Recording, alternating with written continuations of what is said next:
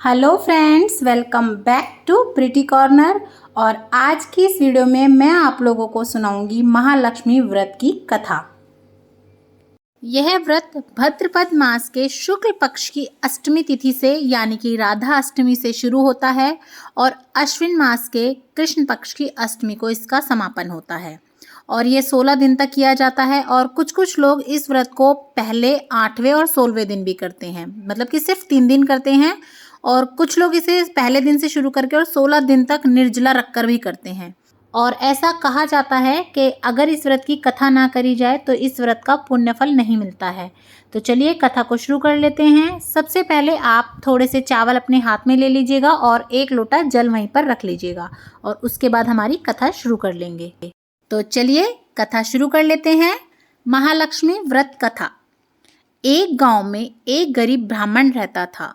वह हर दिन विधि विधान से भगवान विष्णु की आराधना करता था। एक दिन उसकी भक्ति से प्रसन्न होकर भगवान विष्णु ने उसे दर्शन दिए और ब्राह्मण से एक वरदान मांगने के लिए कहा। तब ब्राह्मण ने उसके घर माँ लक्ष्मी का निवास होने की इच्छा जाहिर की। तब भगवान विष्णु ने ब्राह्मण को लक्ष्मी प्राप्ति का मार्ग बताया। भगवान विष्णु ने कहा कि मंदिर के सामने एक स्त्री आती है और वह यहाँ आकर उपले थापती है।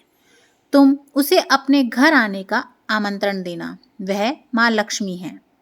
भगवान विष्णु ने ब्राह्मण से कहा, जब माँ लक्ष्मी स्वयं तुम्हारे घर पधारेंगी तो घर धन धान्य से भर जाएगा। यह कहकर भगवान विष्णु अंतर्ध्यान हो गए।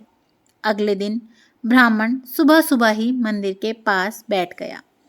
लक्ष्मी माँ उपले थापने के लिए आई तो ब्राह्मण ने उनसे उनके घर आने का निवेदन किया।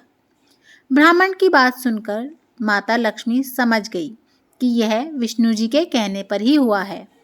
लक्ष्मी जी ने ब्राह्मण से कहा कि मैं तुम्हारे साथ चलूंगी, परंतु तुम्हें पहले महालक्ष्मी व्रत करना होगा। 16 दिन तक व्रत करने और 16वें दिन चंद्रमा को अर्घ देने से तुम्हारी मनोकामना पूर्ण हो जाएगी। ब्राह्मण ने माँ लक्ष्मी के कहे अनुसार विधि विधान से यह व्रत किया और माँ लक्ष्मी को उत्तर दिशा की ओर मुख करके पुकारा। इसके बाद माँ लक्ष्मी ने अपना वचन पूर्ण किया। माना जाता है कि तभी से महालक्ष्मी व्रत की परंपरा शुरू हुई और इसी प्रकार से महालक्ष्मी की कथा भी संपूर्ण हुई। तो आप भी इसी तरीके से सरल तरह से इसकी पूजा कर सकते हैं। इसकी पूजा सामग्री और पूजा विधि की वीडियो आपको मेरे चैनल पर मिल जाएंगी, उन्हें भी जाके ज़रूर देखिएगा। और इसी तरह की और हिंदू धर्म से रिलेटेड पाठ पूजा की वीडियोस और कथाओं की वीडियोस देखने के लिए प्लीज़ मेरे चैनल को सब्सक्राइब कर लीजिएगा। वीडियो अच्छी लगी हो तो लाइक और शेयर करना बिल्कुल ना भूलें। धन्यवाद।